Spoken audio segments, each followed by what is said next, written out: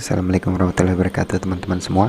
Cerita yang saya dapat dari Ustadz Khalid Basalamah. Mungkin kalian sudah nggak asing lagi dengarnya. Saya senang dengar ceritanya. Judul kisahnya kisah sebuah terong. Saya cuma mengulang-ulang aja sebagai pembelajaran buat diri saya juga gitu. Mungkin ada hikmah di baliknya nanti. Semoga teman-teman bisa dapat manfaatnya juga. Ceritanya begini. Waktu itu di Damaskus di Syria, kalau tidak salah, di zaman tabi'in, ada seorang syekh. Dia mengajar di satu masjid, nama masjidnya adalah At-Taubah. Dia mengajar di situ, jadi imam juga di situ. Kalau di tempat kita di Indonesia, kiai lah, seperti itu. Ada satu orang anak muda, dia datang ke tempat syekh tersebut. Dia katakan, "Wahai syekh, bolehkah saya numpang di tempat syekh? Saya bantu-bantu mungkin di sini, ikut tinggal sama syekh di sini karena saya sudah tidak punya tempat tinggal lagi. Saya pengen belajar gitu." Kata syekhnya, "Nggak apa-apa kalau kamu mau, tapi apa yang saya makan kamu makan." Anak muda ini pun menyetujui apa yang syekhnya bilang gitu.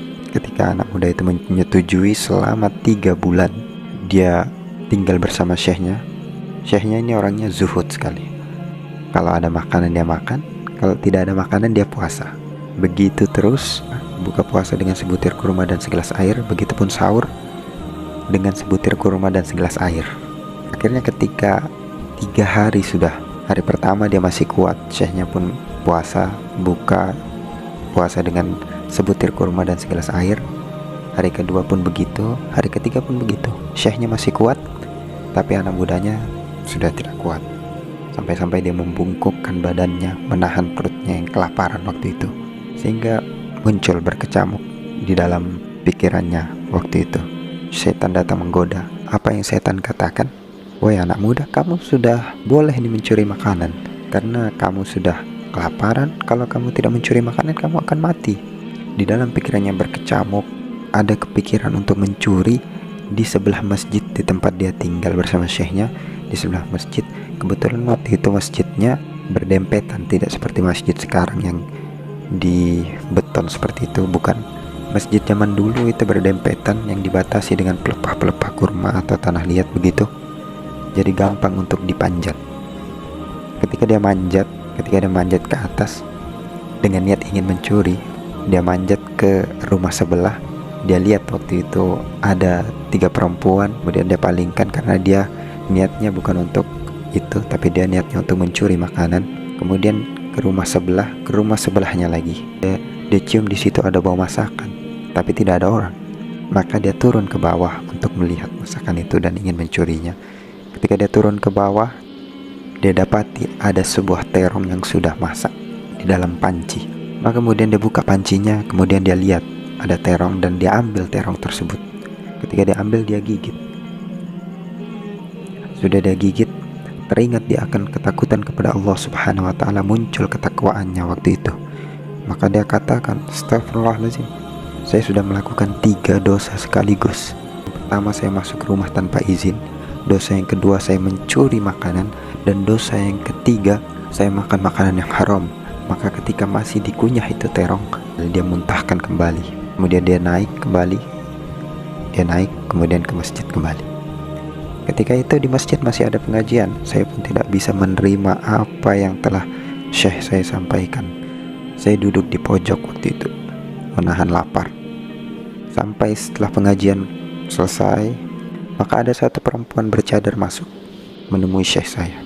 Setelah itu syekh saya ini berbincang-bincang sama perempuan tersebut. Kemudian saya dipanggil, yang saya duduk di pojok. "Woi anak muda, kemarilah." Maka saya pun datang. Berceritalah, syekh tersebut bertanya kepada saya, "Wahai anak muda, apa kau sudah menikah?" Dia bilang, "Belum syekh." "Apa kau mau menikah?" Dia berdiam. Dia terdiam dengan pertanyaan syekh, "Apa kau mau menikah?" Dia tanya 1 kali, dia diam. "Apa kau mau menikah?" Kemudian dia menjawab, "Wahai syekh, saya ini kelaparan, sudah 3 hari tidak makan. Kalau saya menikah nanti istri saya kasih makan apa?" Maka syekhnya menjelaskan, "Wahai anak muda, perempuan yang ada di hadapanmu sekarang ini yang memakai cadar, dia sudah selesai masa idahnya 4 bulan 10 hari. Masih muda, dia ditinggal, suaminya meninggal, dan dia takut fitnah. Apa kau mau dengan dia?" Pemuda tersebut bilang, "Mau."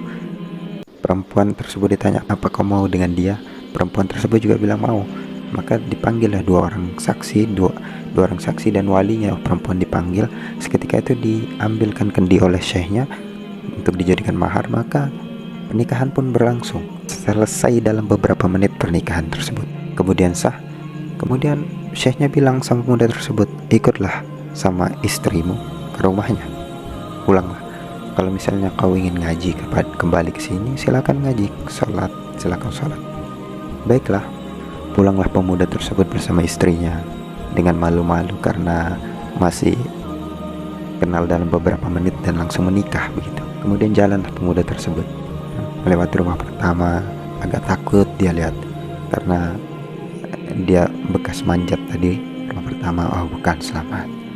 Kemudian rumah kedua, istrinya pun berbelok ke rumah kedua. Hatinya mulai gugup begitu karena dia tahu ini rumah yang dia masukin. Kemudian istrinya bilang, wahai suamiku, ayo masuk, ini rumah kita. Dia mulai gugup situ. Kemudian duduk di ruang tamu suaminya.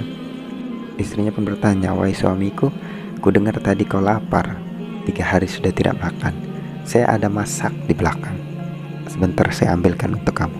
Ketika istrinya ke belakang menuju dapur, apa yang dia saksikan? Panci terbuka dan terong yang sudah digigit.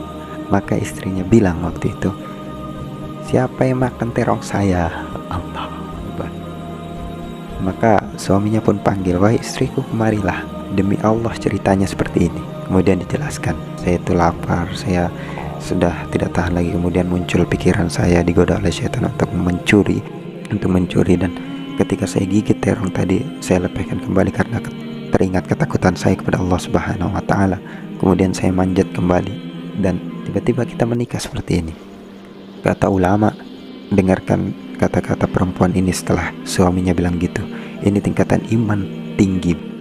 Jadi dia bilang kayak gini, wahai suamiku, perhatikanlah, engkau meninggalkan sepotong makanan haram karena ketakutanmu kepada Allah, maka Allah gantikan terongnya, pancinya, rumahnya, pemilik rumahnya jadi milik engkau sekarang.